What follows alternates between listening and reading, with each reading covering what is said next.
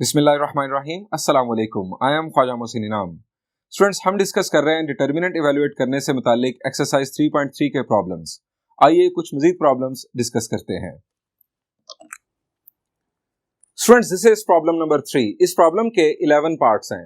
मैं easy to difficult approach follow करते हुए आपके लिए सबसे पहले सेकंड पार्ट डिस्कस करने जा रहा हूं। तमाम पार्ट्स के लिए एक ही स्टेटमेंट है, दैट इज शो दैट। हमें हर पार्ट में एक इक्वेशन शो करना है, एक इक्वालिटी शो करना है। यहां पर अगर आप देखें, इक्वालिटी के लेफ्ट साइड पर और राइट साइड पर दोनों तरफ आपको डिटर्मिनेंट नजर आ रहा है। आप अगर गौर करेंगे तो आपको पता चलेगा कि आप लेफ्ट को राइट भी बना सकते हैं और राइट को लेफ्ट भी बना सकते हैं। स्टूडेंट्स, इससे पहले कि मैं इसके सोल्यूशन की तरफ बढ़ूं, मैं आपको एक काम की बात बताना चाहूंगा जो कि फर्क है बुनियादी तौर पर डिटर्मिनेंट और मैट्रिक्स के बिहेवियर में। अगर आप ये डिफरेंस जो है बिहेवियर्स का ये याद रखेंगे तो आप कभी गलती नहीं करेंगे। फर्ज करें आप किसी मैट्रिक्स को डील कर रहे हैं, आप उस मैट्रिक्स के साथ किसी स्केलर को मल्टीप्लाई करना चाह रहे हैं, तो वो स्केलर पूरे के पूरे मैट्रिक्स के साथ मल्टीप्लाई होगा। लेकिन अगर आप डिटर्मिनेंट को डील कर रहे हैं तो वो स्केलर किसी खास रो या किसी खास कॉलम के साथ ही मल्टीप्लाई होगा, पूरे डिटर्मिनेंट के साथ मल्टीप्लाई आप उसे नहीं कर सकते। यहां पर 9 जो है ये नजर आ रहा है कि पूरे डिटर्मिनेंट के साथ मल्टीप्लाई हो रहा है। आप ये नहीं कर सकते कि आप इसे पूरे डिटर्मिनेंट के साथ यानी तमाम एलिमेंट्स के साथ मल्टीप्लाई करें। आपको चूज करना होगा कि किस रो को या किस कॉलम को आप 9 के साथ मल्टीप्लाई करेंगे। यानी मैं 9 को किसी एक रो या किसी एक कॉलम के साथ मल्टीप्लाई कर सकता हूं। हाँ, ये हो सकता है कि मैं 9 के दो फैक्टर्स बना लूं, 3 और 3, और एक 3 को मैं रो 1 के साथ मल्टीप्लाई कर दूं और दूसरे 3 को किसी और रो या किसी और कॉलम के साथ मल्टीप्लाई कर दूं। यानी मैं पूरे डिटर्मिनेंट के साथ मल्टीप्लिकेशन एक सिंगल स्केलर की नहीं कर सकता, जबकि मैट्रिसेस में आप स्केलर पूरे मैट्रिक्स के साथ मल्टीप्लाई कर देते हैं। स्टूडेंट्स, इसी का रिवर्सल अगर आपने कॉमन लेना हो तो पूरे मैट्रिक्स में से आपको कॉमन लेना होगा। यानी अगर ये मैट्रिक्स हो, फर्ज करें ये मैं आपके सामने एक मैट्रिक्स बना देता हूं,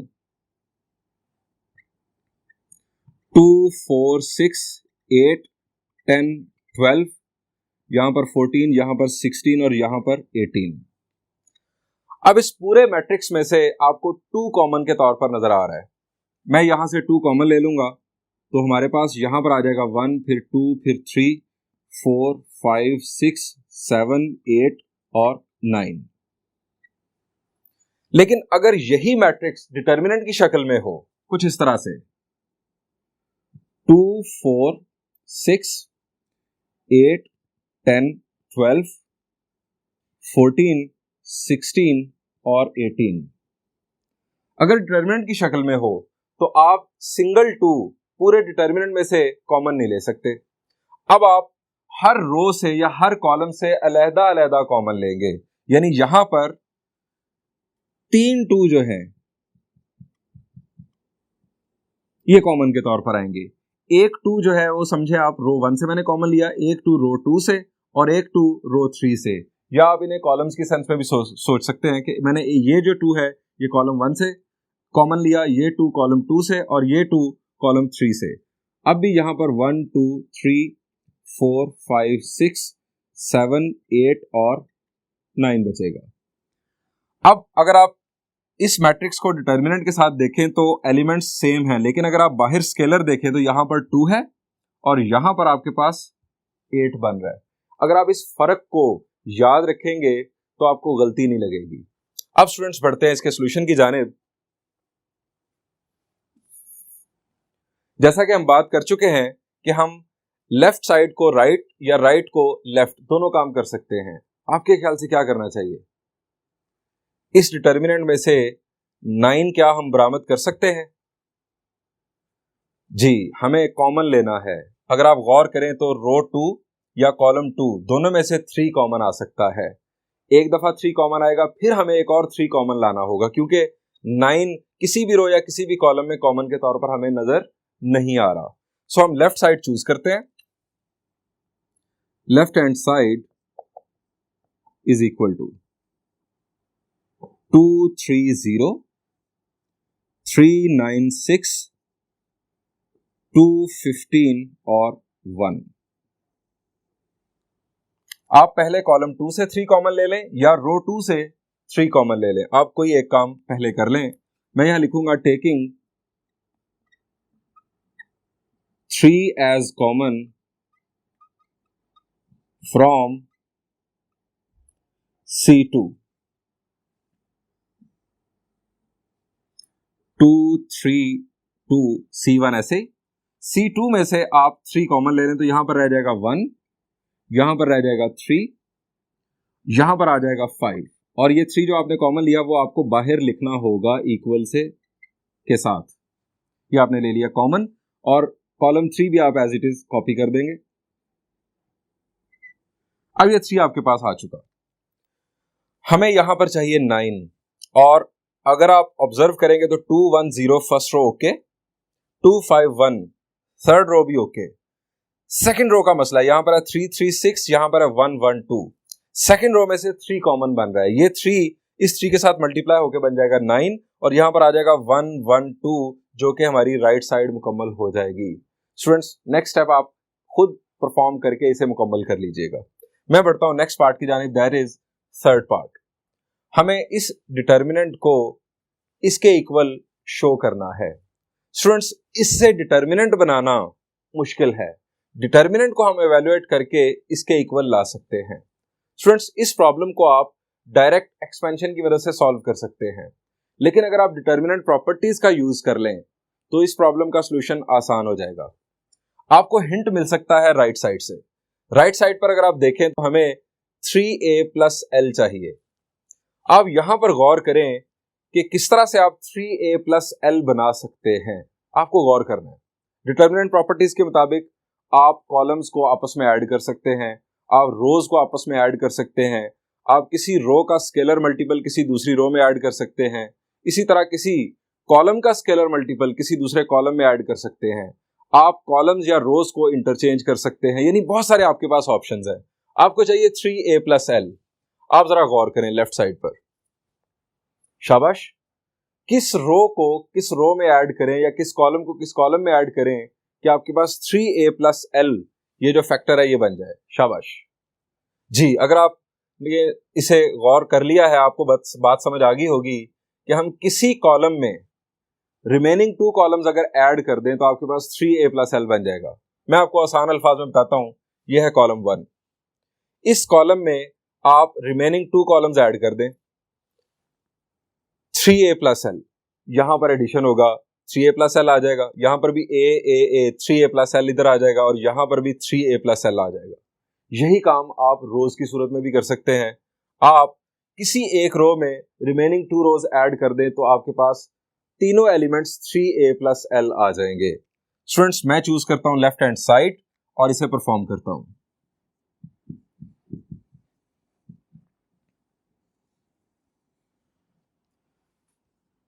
a प्लस l, a और a।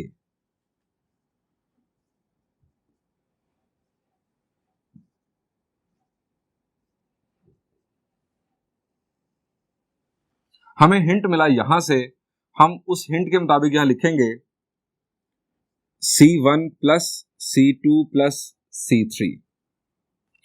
जब मैंने C1 पहले लिखा है तो इसका मतलब है मैं C1 में C2 और C3 को ऐड करने जा रहा हूं। चेंज आएगा C1 में, C2 और C3 as it is copy किए जाएंगे। सो नेक्स्ट स्टेप होगा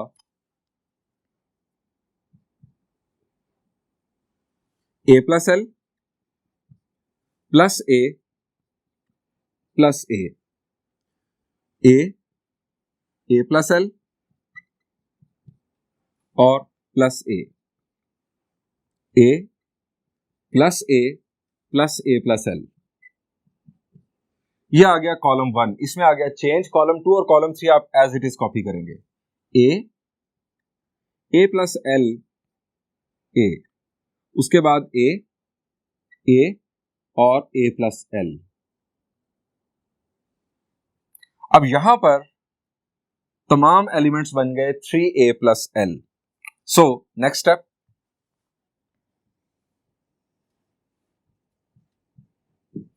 three A plus l, 3a plus l और 3a प्लस l। यहां पर आ गया A as it is, A plus L, यानी सेकंड कॉलम और third column as it is, A और ए प्लस एल। हमें 3a प्लस एल चाहिए और वो हमें यहां पर कॉमन के तौर पर मिल रहा है। हम यहां लिखेंगे taking 3a plus L common from C1। सो यहां पर आ गया 3a प्लस एल और हमारा डिटर्मिनेंट होगा, आप इसको लिखेंगे ब्रैकेट में, क्योंकि अगर ब्रैकेट के बगैर लिखेंगे तो ऐसे लगेगा जैसे l मल्टीप्लाई हो रहा है 3a ऐड हो रहा है, जबकि यहां पर 3a प्लस एल पूरे का पूरा फैक्टर मल्टीप्लाई हो रहा है और ये हमने कॉमन लिया है कॉलम में से। फिर आपको याद करवा दूं कि डिटर्मिनेंट की सूरत में आप किसी खास कॉलम या किसी खास रो से कॉमन ले सकते हैं, जबकि अगर यहां पर मैट्रिक्स होता तो पूरे मैट्रिक्स में से कॉमन आना चाहिए था। यहां पर आ गया 1, यहां पर भी 1 और यहां पर भी 1, ए प्लस एल, ए, यहां पर भी ए, यहां पर भी ए और यहां पर ए प्लस एल। स्टूडेंट्स, अब आप डिटर्मिनेंट एक्सपैंड कर दें या फर्दर प्रॉपर्टीज यूज करते हुए इस डिटर्मिनेंट को कमजोर कर लें। कमजोर करने से मुराद आपको यहां पर 1 1 1 नजर आ रहा है, आप अगर यहां पर 0 बना लें, यहां पर 0 बना लें तो एक्सपेंशन कॉलम 1 से बहुत ही आसान हो जाएगी। हम यहां पर और यहां पर कैसे 0 बना सकते हैं? शाबाश, हमने लास्ट लेक्चर में डिस्कस किया। हम इस 1 की मदद से यहां पर 0 बना सकते हैं। अगर हम रो 2 में से रो 1 सब्ट्रैक्ट कर दें, 1 माइनस 1 0 हो जाएगा। इसी तरह रो 3 में से रो 1 सब्ट्रैक्ट कर दें तो यहां पर 0 आ जाएगा। मैं ये करने जा रहा हूं, हम यहां लिखेंगे बाय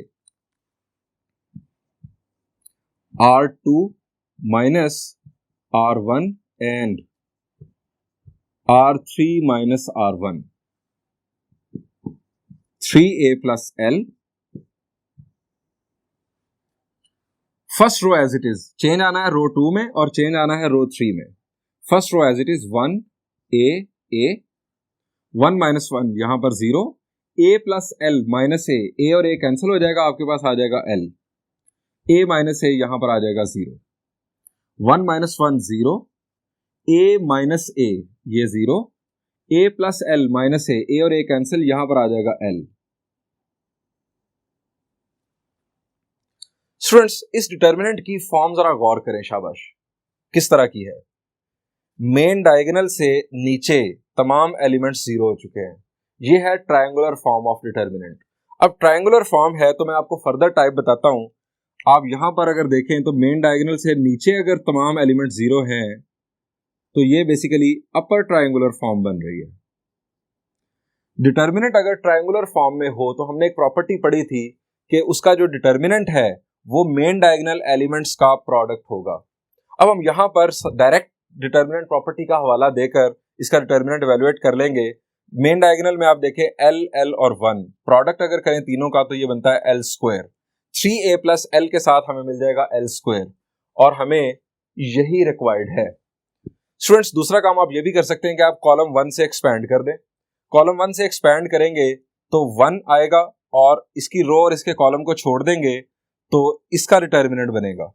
अब यहां पर 0 है तो ये तो बन गया 0, ये बन जाएगा एल स्क्वायर। यानी हमारे पास यहां पर 2 ऑप्शन है। इनफैक्ट तीसरा ऑप्शन भी है, आप रो 3 से एक्सपैंड कर दें। रो 3 से एक्सपैंड करेंगे, यहां पर 2 जीरोस हैं। एल के साथ हमारे पास जो डिटर्मिनेंट बनेगा, इसकी रो कॉलम छोड़कर हमारे पास ये बनेगा ये डिटर्मिनेंट। सो आप ये ऑप्शन भी इख्तियार कर सकते हैं। मैं जो फर्स्ट ऑप्शन मैंने डिस्कस किया उसको फॉलो कर रहा हूं। आप ये लिखेंगे as determinant is in triangular form, so it will be evaluated by product of main diagonal elements. बाहर हमारे पास है 3a प्लस एल और यहां पर हमारे पास बन गया L square, 1 into L, there is 3a plus L और ये बन गया L square is equal to right hand side shown. ये चूंकि लेफ्ट साइड थी जो हम कंटिन्यू कर रहे थे और ये हमारे पास रिजल्ट आ गया राइट हैंड साइड के equal.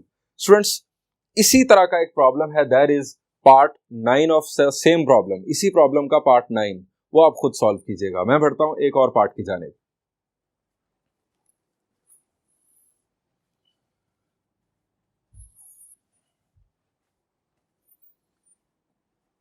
Students, this is 11th part.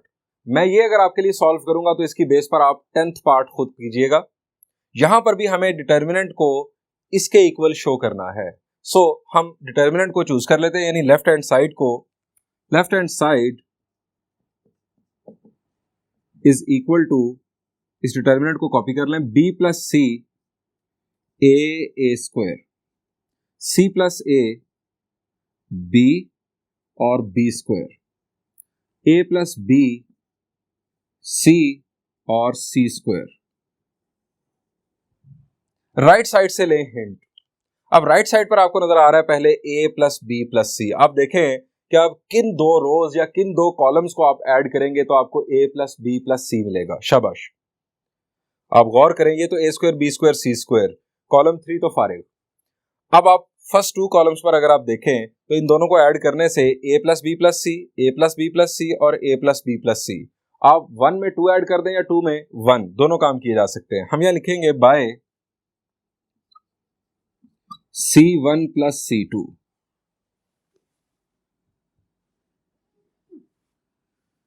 B plus C plus A, इसी तरह C plus A plus B और A plus B plus C।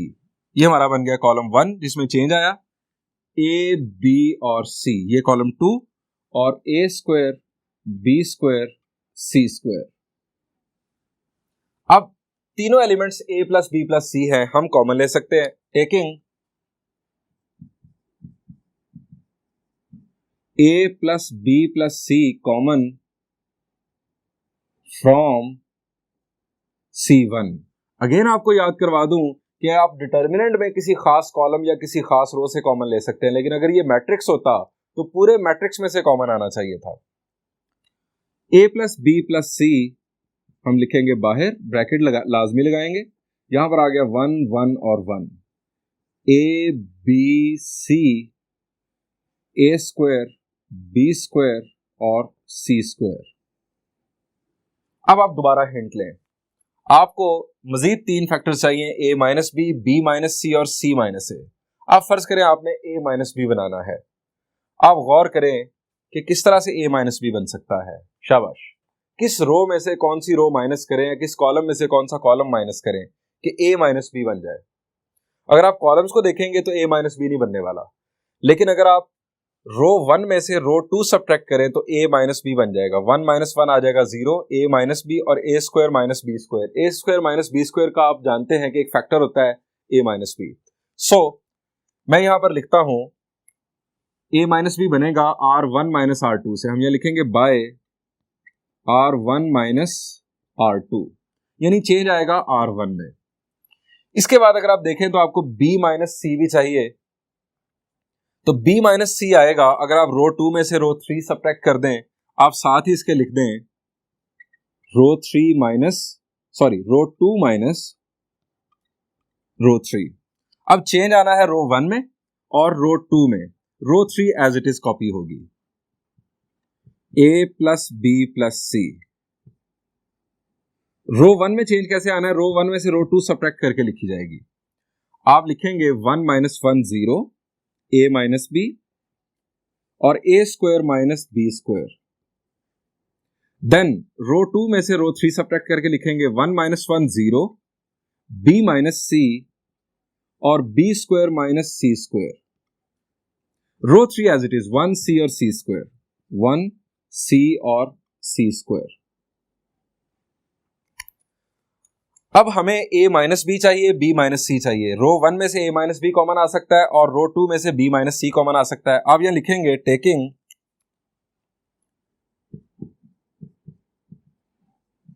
a minus B common from row 1 and b minus C from रो 2। हम लिखेंगे a plus B plus c, ये हमारे पास पहले है। अब हमने कॉमन लिया है a माइनस बी और b minus C, a minus B और b minus C. Students a minus B हमने रो 1 में से कॉमन लिया है, सो यहां पर आ जाएगा 1 और यहां पर क्या आ जाएगा जी, ए स्क्वायर माइनस बी स्क्वायर के दो फैक्टर्स हैं, एक a माइनस बी और दूसरा a plus B. a minus B common तो यहां बचेगा a प्लस बी। हम लिखेंगे 0 1 a प्लस बी। इसके बाद b माइनस सी कॉमन आ रहा है रो 2 में से, 0 1 और b प्लस सी, 0 1 और b plus C. Third row as it is 1 c और c स्क्वायर।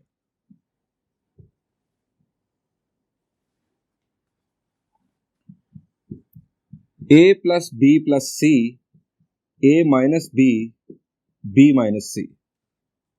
जी स्टूडेंट्स, क्या करें, आप उस कॉलम या उस रो से एक्सपैंड करेंगे जिसके अंदर सबसे ज्यादा जीरोस है। सबसे ज्यादा जीरोस कहां पर है? अगर आप देखेंगे तो कॉलम 1 में सबसे ज्यादा जीरोस हैं, 2 जीरोस हैं। आप कॉलम 1 से एक्सपैंड कर दें। आप यहां लिखे एक्सपैंडिंग बाय C1।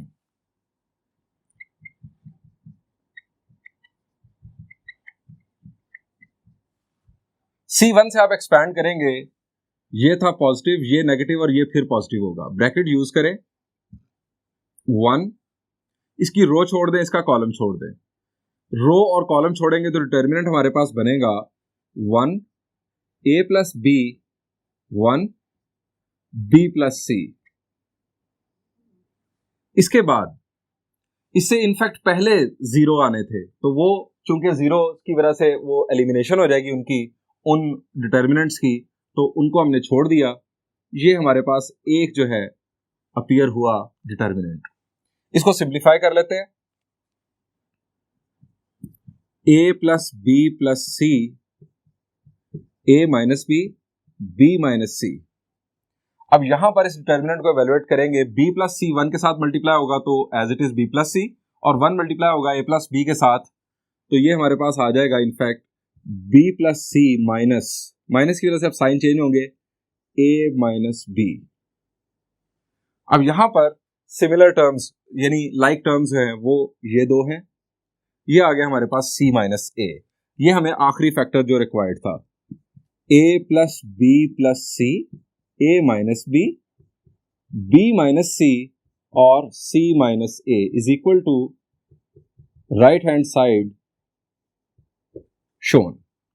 स्टूडेंट, जैसा कि मैं आपको पहले बता चुका हूं, 10th पार्ट इसी तरह का है, आप खुद सॉल्व कीजिएगा। मैं बढ़ता हूं एक और पार्ट की जाने।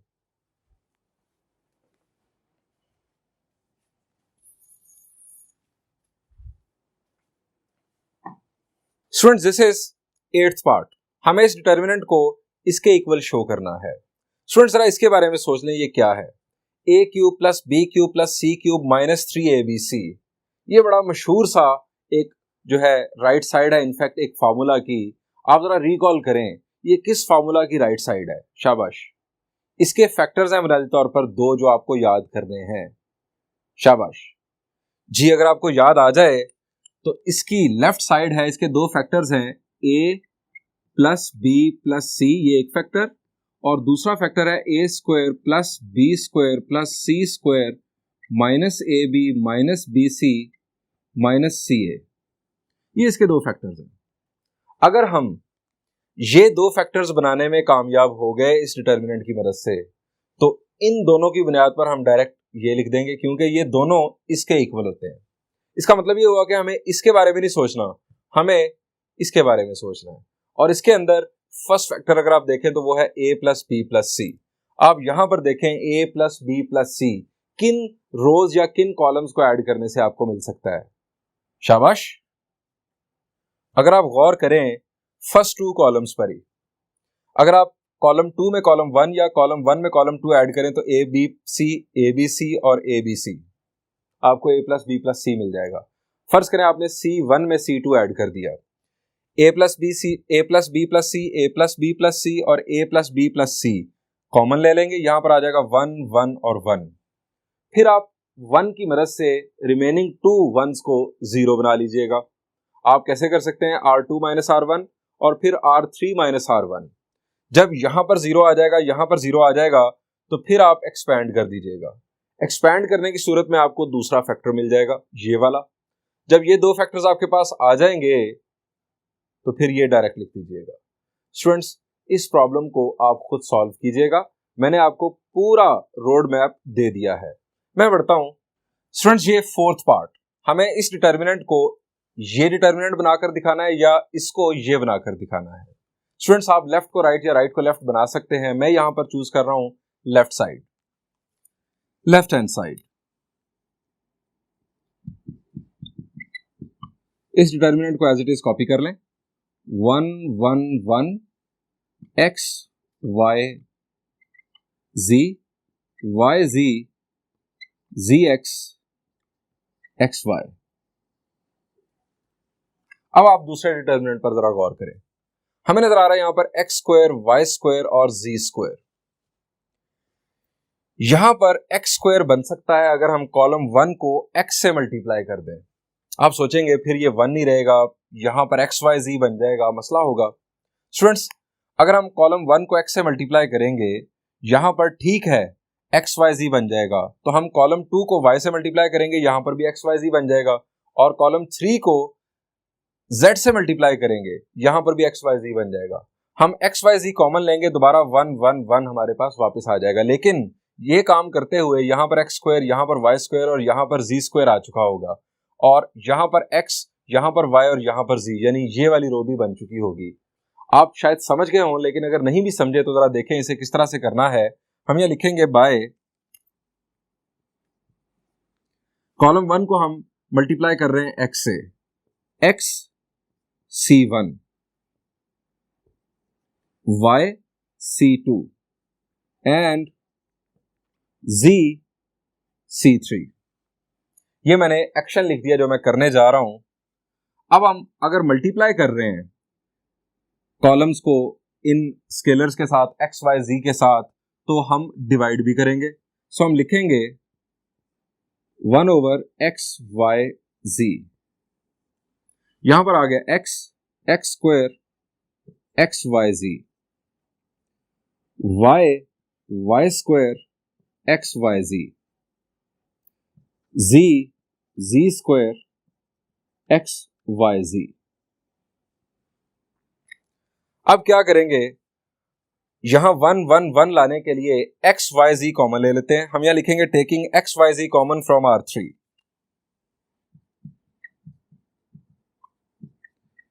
x y z common from R3, x y z common आ गया, और पहले डिनोमिनेटर में x y z मौजूद था, ये उसको कैंसिल कर देगा। x y z, x square y square z square, यहां पर 1 1 और 1। ये होगी स्टूडेंट्स हमारे पास कैंसलेशन। हमें डिटर्मिनेंट से बाहर कुछ नहीं चाहिए था, सो हमारी जान छूट गई। अब हमें रो 1 जो है वो चाहिए 1 1 1, और यहां पर हमारे पास है 1 1 1। आप रो 1 को रो 3 के साथ इंटरचेंज कर दें। अब जरा रिकॉल करें, जब डिटर्मिनेंट में रोज इंटरचेंज की जाए या कॉलम्स इंटरचेंज किए जाए कोई से दो, तो क्या होता है। अगर आपको याद हो तो एक माइनस बाहर आ जाता है डिटर्मिनेंट के। हम ये लिखेंगे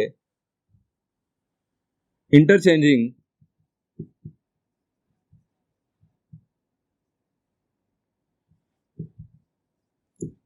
R1 बाय R3, रो 1 और रो 3 की जगह बदल देंगे तो एक माइनस साइन बाहर आ जाएगा।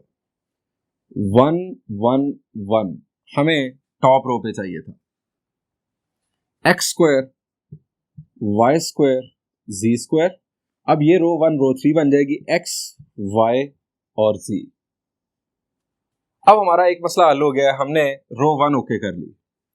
अब ये रो हमें एक्स स्क्वायर वाई स्क्वायर और जी स्क्वायर ये थर्ड रो के तौर पर चाहिए और ये रो ऊपर चाहिए। इन दोनों को भी इंटरचेंज कर देते हैं। इन दोनों को इंटरचेंज करने से एक और माइनस बाहर जाएगा और ये माइनस कैंसिल हो जाएगा और हमारा मकसद पूरा हो जाएगा। सो हम लिखेंगे इंटरचेंजिंग रो 2 बाय रो 3। एक और minus 1 1 1 x y z x square y square z square. अब ये माइनस माइनस हो गया हमारे पास प्लस।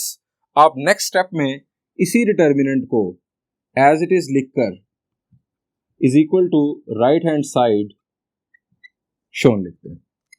बढ़ते हैं कुछ और पार्ट्स की जानिब।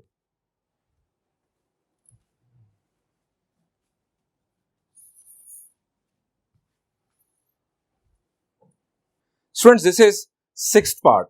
हमें इस डिटर्मिनेंट को A cube plus B cube बनाना है।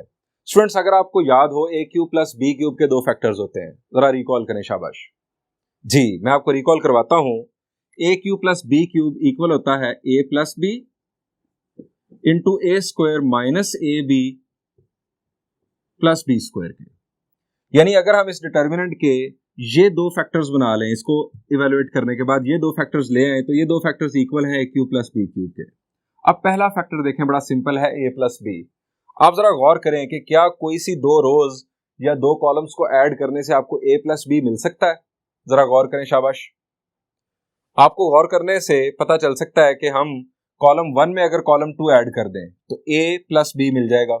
लेकिन क्या तमाम एलिमेंट्स ए प्लस बी बन जाएंगे कि हम ए प्लस बी को कॉमन ले लें? तो ऐसा नहीं होने वाला। इस डिटर्मिनेंट में ऐसा नहीं होने वाला। आप इस डिटर्मिनेंट को डायरेक्टली एक्सपैंड कर लें, क्योंकि हमें नहीं कहा गया कि विदाउट एक्सपेंशन आपको शो करना है। आप एक्सपैंड कर सकते हैं।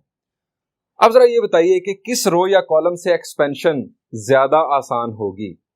शाबाश। मैंने आपको बताया था कि जिस रो या कॉलम में ज्यादा जीरोज हों वहां से आप एक्सपैंड करेंगे तो वर्किंग कम करनी पड़ेगी। अब यहां पर जीरो है रो 2 में और कॉलम 3 में। आप रो 2 से या कॉलम 3 से एक्सपैंड करेंगे तो आपको वर्किंग कम करनी पड़ेगी। अब एक और बात जो आपको ख्याल रखनी है वो ये है कि अगर आप रो 2 से एक्सपैंड करेंगे तो स्टार्ट पॉजिटिव होगा या नेगेटिव? शाबाश, स्टार्ट नेगेटिव होगा। किस तरह से आपको याद रखना है आपको पहले भी बता चुका हूं। आप यहां पर लगाएं पॉजिटिव साइन, अब ऑल्टरनेट साइंस। इसका मतलब यह है कि अगर आप रो 1 से एक्सपैंड करेंगे तो स्टार्ट पॉजिटिव होगा, अगर आप रो 2 से एक्सपैंड करेंगे तो स्टार्ट नेगेटिव होगा, एंड सो ऑन। इसी तरह ये जो साइंस हैं ये कॉलम्स के लिए बनाए गए हैं। अगर आप कॉलम 2 से एक्सपैंड करेंगे तो स्टार्ट नेगेटिव से होगा। सो इस ख्याल के साथ आप इसको खुद एक्सपैंड कीजिएगा और ए क्यूब प्लस बी क्यूब आसानी आ जाएगा। हम देखते हैं फिफ्थ पार्ट। यहां पर राइट साइड पर गिवन है 4abc। 4abc के कोई फैक्टर्स नहीं होते इनफैक्ट, यानी हम इसको फर्दर ब्रेक नहीं कर सकते। सो इसको डायरेक्ट एक्सपैंड करके आप 4abc ला सकते हैं। इसको भी आप खुद सॉल्व कीजिएगा। Students this is seventh part. यहां पर हमें इस डिटर्मिनेंट को r के इक्वल लाना है। स्टूडेंट्स इस डिटर्मिनेंट को भी आप डायरेक्टली एक्सपैंड कर लेंगे तो बहुत सुकून में रहेंगे। आप जरा सोचेंगे किस रो या कॉलम से हमें एक्सपैंड करना चाहिए, किसके अंदर जीरोस की तादाद ज्यादा है? शाबाश जी। अगर आप गौर करें तो रो 2 के अंदर 2 जीरोस हैं। सो रो 2 से इनफैक्ट आपको एक्सपेंशन करनी चाहिए, बहुत आसानी होगी। स्टार्ट पॉजिटिव होगा या नेगेटिव, ये जरा सोच लें। हमारा हिंट दोबारा से जरा, प्लस माइनस और प्लस। रो 2 से एक्सपेंशन की सूरत में स्टार्ट नेगेटिव से होगा, लेकिन आप जब लिखेंगे जीरो तो जीरो का माइनर बनेगा इसकी रो छोड़कर, इसका कॉलम छोड़कर 1 minus sine phi, 0 cosine phi. 0 की वजह से ये माइनर एलिमिनेट हो जाएगा। उसके बाद ये वाला माइनर भी जो इससे माइनर बनना है वो भी डिलीट हो जाएगा, यानी वो भी एलिमिनेट हो जाएगा। 0 की रो और कॉलम छोड़ेंगे तो हमारे पास r cosine phi 0, r sine phi 1, ये जो डिटर्मिनेंट बनेगा ये भी 0 की वजह से खत्म हो जाएगा। अब बीच में रह गया 1 की रो और कॉलम छोड़ेंगे तो r cosine phi minus sine phi, r sine phi और कोसाइन फाई आपका बनेगा डिटर्मिनेंट। अब r कोसाइन फाई के साथ मल्टीप्लाई होगा तो r cosine square phi, minus minus plus हो जाएगा r sine square phi, r cosine square phi plus r sine square phi, r common आ जाएगा, cosine square phi plus sine square phi आप जानते हैं बेसिक फॉर्मूला है जो कि 1 के इक्वल होता है। सो आपको r हासिल हो चुका होगा। स्टूडेंट्स, ये हमने इस प्रॉब्लम के तमाम पार्ट्स मुकम्मल कर लिए। अब मैं बढ़ता हूं एक और प्रॉब्लम की जानिब जो हमने इस लेक्चर में मुकम्मल करना है, वो भी इसी टाइप का इनफैक्ट प्रॉब्लम है, आप अभी बेहतर अंदाज में समझ जाएंगे।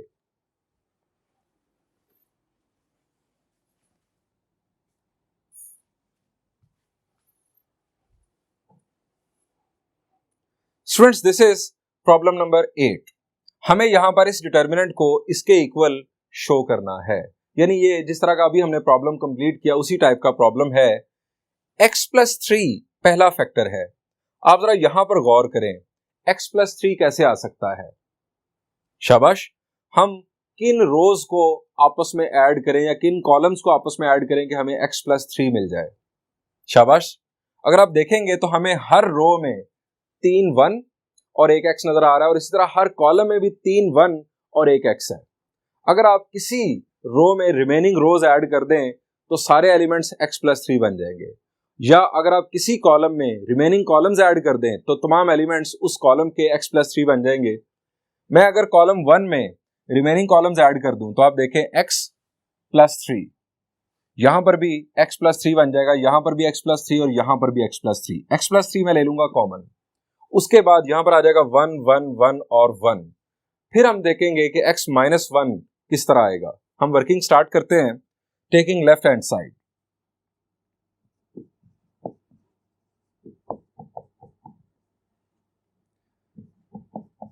लेफ्ट हैंड साइड आप डिटर्मिनेंट कॉपी कर लेंगे,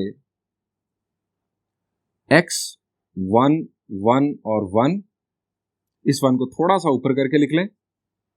उसके बाद 1 x 1 1 1 1 x 1 1 1 1 और x। एक्शन में लिखने लगा हूं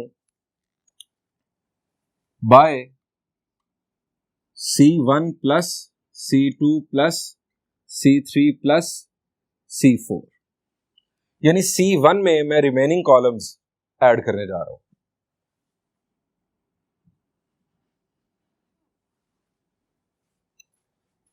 यहां पर आ जाएगा x प्लस 3, यहां पर भी x प्लस 3, यहां पर भी x प्लस 3 और यहां पर भी x प्लस 3। उसके बाद है यहां पर 1, बाकी कॉलम्स को आप एज इट इज लिख देंगे, x 1 1 1 1 x 1 1 1 1 और x। अब x प्लस 3 आपके पास मौजूद है फर्स्ट कॉलम के अंदर। आप कॉलम में से x प्लस 3 कॉमन ले लें। फिर मैं आपको याद करवा दूं, अगर मैट्रिक्स होता तो आपको पूरे मैट्रिक्स में से कॉमन लेना होता है, लेकिन ये डिटर्मिनेंट है कि जिसमें हम किसी कॉलम या किसी रो में से कोई नंबर कॉमन ले सकते हैं। सो हम यहां लिखेंगे taking x plus 3 as common from C1। x plus 3 आ गया कॉमन, 1 1 1 और 1 1 x 1 1 1 1 x 1 1 1 1 x। जी स्टूडेंट्स, अब हमें देखना है ये फैक्टर x माइनस 1 3 दफा चाहिए हमें। अब x माइनस 1 किस रो में से कौन सी रो आप सब्ट्रैक्ट करेंगे आपको x माइनस 1 मिल जाए? आप गौर करें शाबाश। यहां पर स्टूडेंट्स, अगर आप रो 2 में से रो 1 सब्ट्रैक्ट करें तो यहां पर आ जाएगा x माइनस 1, यहां पर होगा 0, चूंकि 1 माइनस 1 0 आ जाएगा, 0 0 0, यहां पर आ जाएगा x माइनस 1। हम रो 2 में से x माइनस 1 कॉमन ले लेंगे। इसी तरह रो 3 जो है उसमें से आप रो 1 सब्ट्रैक्ट करेंगे तो यहां पर x माइनस 1 आ जाएगा। रो 4 में से रो 1 सब्ट्रैक्ट करेंगे तो यहां पर x माइनस 1 आ जाएगा। रिमेनिंग एलिमेंट 0 0 0 होंगे।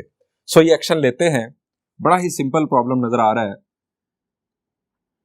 Bye R2 minus R1 R3 minus R1 और R4 माइनस R1। स्टूडेंट्स, इसी किस्म का एक्शन आप कॉलम की सेंस में भी ले सकते थे। आप C2 में से C1 सब्ट्रैक्ट कर दे, C3 में से C1 सब्ट्रैक्ट कर दे, या C4 में से C1 सब्ट्रैक्ट कर दे, तब भी यही काम होना था। फिलहाल हमने ये एक्शन लिख लिया, अब हम यही परफॉर्म करते हैं। x+3 आपके पास मौजूद, चेंज आना है रो 2, रो 3 और रो 4 में। आप R1 को वैसे ही कॉपी कर दें, 1 1 1 और 1। R2 माइनस R1, यहां पर आ गया 0, 1 माइनस 1 0, x माइनस 1 0 0 0 0। R3 में से R1 माइनस कर रहा हूं, 1 माइनस 1 0, 1 माइनस 1 0, x माइनस 1 और 1 माइनस 1 0। यहां पर 0 0 0 और x माइनस 1। अब क्या करें स्टूडेंट्स? स्टूडेंट्स, अगर आप इस डिटर्मिनेंट की फॉर्म देखें तो ये ट्रायंगुलर फॉर्म है। जी, गौर करने पर हमें पता चलता है कि ये ट्रायंगुलर फॉर्म है। अगर मेन डायगोनल से नीचे या मेन डायगोनल से ऊपर तमाम एलिमेंट्स 0 हो तो हम ऐसी फॉर्म को ट्रायंगुलर फॉर्म कहते हैं। अब यहां पर ये है हमारा मेन डायगोनल, ये हमारा मेन डायगोनल, और ये हमारी बन रही है ट्रायंगल। और चूंकि मेन डायगोनल से नीचे एलिमेंट्स 0 हैं, सो ये अपर ट्रायंगुलर फॉर्म कहलाती है। स्टूडेंट्स, अगर डिटर्मिनेंट ट्रायंगुलर फॉर्म में हो तो इसका डिटर्मिनेंट जो होता है, फाइनल आंसर जो इनफैक्ट डिटर्मिनेंट का आता है, वो मेन डायगोनल एलिमेंट्स का प्रोडक्ट होता है। सो हम ये रीजनिंग करेंगे, हम यहां लिखेंगे एज